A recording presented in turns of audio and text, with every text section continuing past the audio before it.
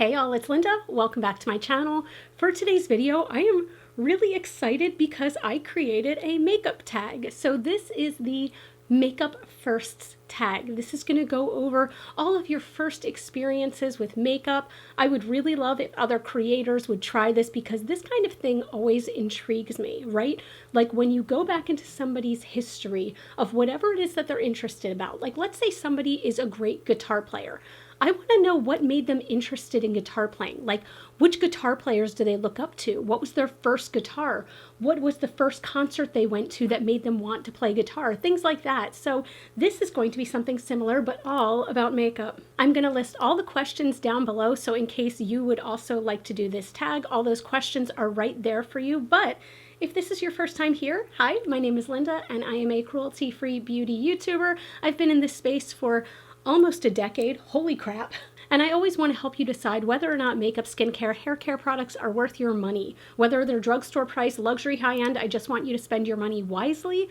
But also, 2022 is my very first low buy year. So I'm trying to be very conscious and cognizant about what I'm bringing into my collection this year and only bring in stuff that really sparks joy for me or really fills a need in my makeup collection. Makeup is the only thing that I collect, so I do love having a big collection, but I also want it to be stuff that I'm using, and I also want to appreciate the good stuff in my collection rather than saving it for a special occasion. So if you're into that as you're watching this video, I would love if you'd hit the subscribe button, but let's get right into these questions. Question number one, what first made you interested in makeup? So for me, makeup was just always this creative outlet that I could actually accomplish. So I don't consider myself to be a very artistic or creative person, right? If you give me a blank canvas, like a literal blank canvas and a whole bunch of paints, I have no idea what to do with it. And then I'll start drawing like stick figures and like it's a hot mess. Let's just say I did not excel in art class in school. But with makeup, it just felt like I could do anything I wanted, and it was just, it was what it was. You know what I mean? I don't know if that makes sense, but like, I felt like I could be more creative without worrying about the outcome. I was just playing. I was just having fun. So that always intrigued me, and I've also always really loved colorful makeup. As much as I might wear, golds and bronzes, those are some of my favorite things to wear, I also love just experimenting with color. So when I would see colorful makeup on models and things, like, I'm sorry, I'm a child of the 80s, and when I saw models wearing, the neon colors, it just always attracted me, even from when I was very little. So that is what really sparked my interest. Question number two, what is the first makeup you ever remember applying? I wonder how many of you are going to have this same exact answer, because mine was the Maybelline Great Lash Mascara in that pink and green tube. Was this the only mascara that existed back in the day? Because I know it's still around, but back in the day, I feel like everyone used it. And I don't even remember how it performed at this point, but I think it was one of the first items of actual makeup that my mom let me apply, and I would use it and I'd feel all bougie and badass when I was walking around middle school. I know middle schoolers now, they have a full beat with contour and fake freckles and fluffy brows and shit. No, I had Maybelline Great Lash Mascara and cherry chapstick, because cherry chapstick gave your lips a little bit of a tint, a little bit of a something something. So those were my two must-haves in my arsenal for 6th grade.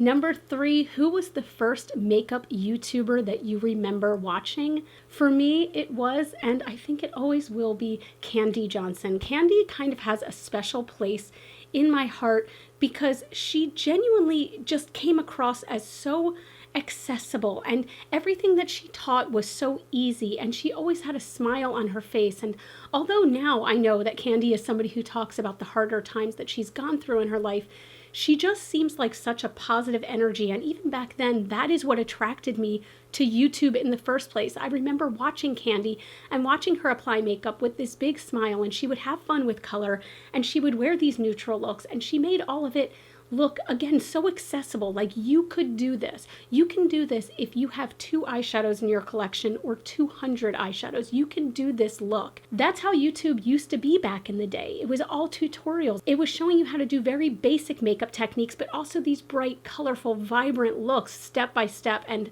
I know we all talk about this sometimes, but I really miss that era of YouTube. Do you also miss that? Because even today, I was watching a tutorial from literally 2013, and I was like, oh God, I miss this, when they would get up real close and show you, this is how, put this gently in your crease, okay? Blend that out with this brush. This is the MAC 272, because it was all about that back then. But yeah, Candy Johnson is the first one that really sticks out in my memory. Number 4, who was your first true makeup muse? And also, who is your current, or who are your current makeup muses? So my first one, who actually turned out to be somebody that I would consider to be an acquaintance, a friend, is Leisha. Oh, got an eyelash on my eyeball mid-video. Cool. My first one, who is someone who I would now consider to be an acquaintance slash friend, is Leisha X Sparkage. I remember we would chat back in the day on this makeup community on LiveJournal. It was called MAC Cosmetics, because at the time, MAC was kind of the end-all be-all of higher-end makeup products. Yes, you know, Dior existed, Givenchy existed, or, you know, all these fancy brands existed, but MAC was the tits.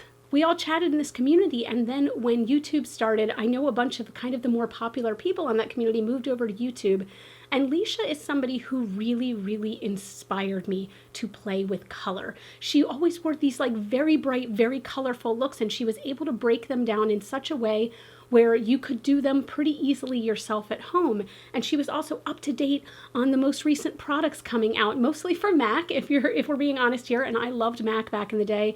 It's a brand I no longer use because they are not cruelty free, but back in the day, that was all I used. And she would talk about the products and she would break them down so easily, but show you these bright, colorful looks. And she was so inspiring to me. She still is. She comes on sometimes with these bright looks that just look so effortless, and I'm so jealous of her makeup skills to this day. But yeah, she was, I would say, my very first makeup muse. My current makeup muses, oh God, there's so many at this point. I get attracted to so many different kinds of talent when it comes to makeup. So for like glam makeup right now, it is, as with so many of you, I'm sure, it is Michaela. I think she is just amazing with the way that she can use color and shimmer and blend them out.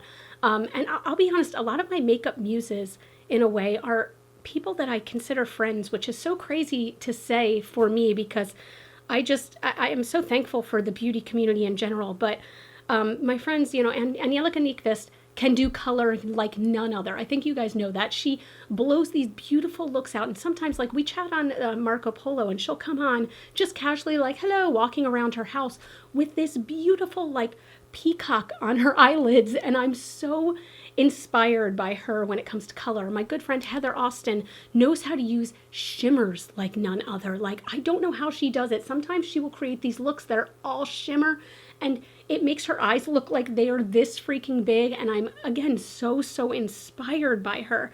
I still get inspired by some of the old school YouTubers too. I still get inspired by Jaclyn Hill sometimes. I still get inspired by Jamie Genevieve. Like, I have so many makeup muses that I look to for different things. I was just watching Kathleen Lights, and she had this gorgeous, like, pink glossy lip, and I was like, I need a pink glossy lip today. So I find inspiration in so many different ways from so many different people. Number 5, what is the first high-end makeup product you ever bought?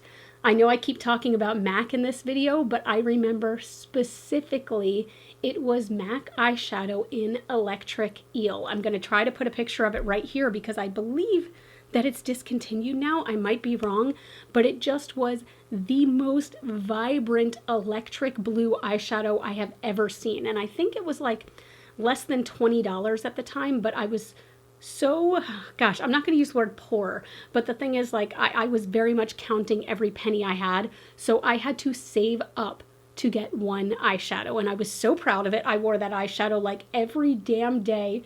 It was just like, it was my baby. It was my Electric Eel. Number 6, what is the very first makeup product or collection that you can remember waiting for and then purchasing it the second it was released? Again, I'm going to talk about MAC because so much of my early firsts were in MAC, and it was this item that I still have. Look, if you're going to do the math on it, you can do the math on it. You can judge me. You can judge me all you want, but I'm not getting rid of this ever. So this is the MAC Mineralized Skin Finish in Stereo Rose. So highlighters weren't a very big thing when this came out, but these mineralized skin finishes gave your skin such a glow that they blew the makeup world up. And especially this one in Stereo Rose. So this is, I mean, you can tell right in the pan, it's just kind of a shimmery blush. And this went insane in the makeup world. Again, it gives your skin this beautiful, rosy, shimmery glow, and people went insane for this. It sold out time and time again. And I remember when a buzz came back in the MAC community that this was being re-released, I went to my mall, okay? The second it opened, which I think was at like 7:30 a.m. for the mall walkers, I went in and sat outside of the MAC store. I sat there staring at the glass until they opened. I even called in late to work that day just so I could make sure I got this the second the doors opened. I also remember that when the doors opened, they looked at me like I was insane and opened up a box they had of like 1,000 of these. And I was just like, I'll take one, please. But I do still have it to this day, partly for nostalgia, but guess what? I'm going to admit I still use this from time to time. It is still fine. It doesn't have fungus growing off of it. It doesn't have legs yet. When it gets legs and walks away from me, maybe I'll get rid of it, but as of yet, it has not. Number 7, I will say that this question was provided for me by my friend Heather Austin here on YouTube, so thank you so much to Heather. What was the first time you had your makeup done by somebody else? My first reaction to this question, like my gut reaction was, oh, it was my wedding, you know, in 2006. That was the first time I had my makeup done by somebody else, but it wasn't. It was when I was in middle school and I went over with my mom to a Mary Kay party at someone's house. Now, Mary Kay is essentially a pyramid scheme, and, you know, it was the same concept as a Tupperware party or a LuLaRoe party where you brought a bunch of friends into your house and you sold all your friends makeup and then you got commission and blah, blah, blah, blah, blah. They chose me. For some reason, in a room full of middle-aged women, they chose me, like a 13-year-old girl, to be the one to get the makeover. And I remember I sat there and let them do whatever they wanted, and they put vibrant blue eyeshadow on me, vibrant hot pink lipstick, vibrant hot pink blush, and I looked in the mirror and I thought I was the most gorgeous woman in the room, okay? I felt like you couldn't tell me nothing. I looked amazing, and I begged my mom and she let me get the one eyeshadow, which was, I remember it was like this big, and I don't know. I thought I looked so good though. I probably looked like somebody punched me in the face with makeup. But I freaking loved it. And I feel like all that matters at the end of the day is that I felt amazing. I felt like the best version of myself when somebody put makeup on me.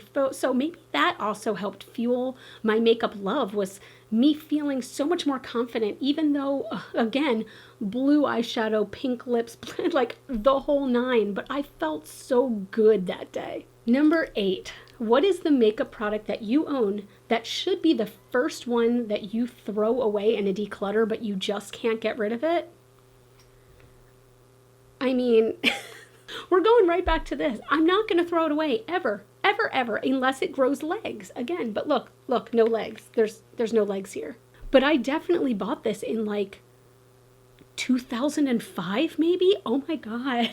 That's kind of gross.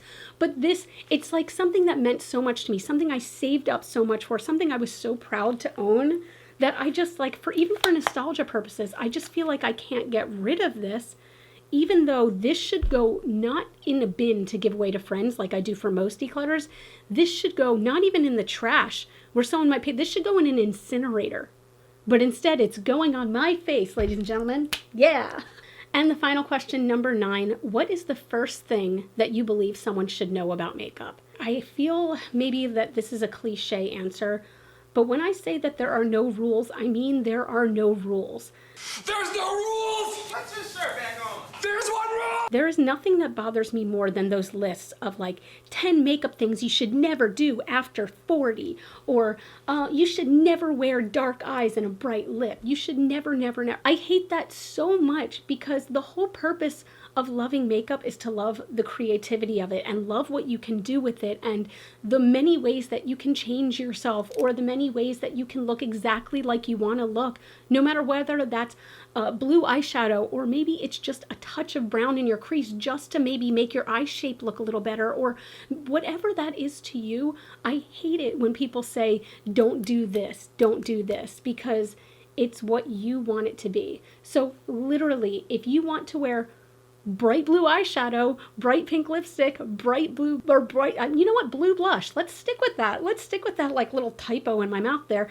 If you want to wear all of that, do it, because who gives a shit? Okay? We are meat-covered skeletons flying through space right now. I think that there are bigger problems in this world than what I am wearing on my eyelids. So just do it up. Like, who cares? Who cares? Just do what you want. There are no rules. There are no rules. So that's it. I had a lot of fun doing this tag, and like I feel like it made me super passionate to talk about, because makeup is just something that I've just always loved. It has always just brought me so much happiness, and I'm not a makeup artist. I never have been. I never will be a makeup artist, but I'm just somebody who has a true love for makeup. So if you do this tag, I would love if you tag me so I can repost it, because I want to see everyone's videos. I am so curious to know what made you get into makeup, what your first makeup products were, what the first time you had your makeup done looked like. I want to know it all. So if you enjoyed this video, I would love if you give it a thumbs up. That always helps out my channel, or share it or subscribe. All those things are wonderful. You all can follow me on Facebook, Twitter, Instagram, and TikTok. Those are all GlitterFallout. And as always and forever, you are super freaking rock stars, and I love you so much with my whole heart. My whole heart. Isn't this, wait, what are the kids doing now? It's like this? This is a heart now or something, right? I'm an old. And I'll see you in the next video. Bye.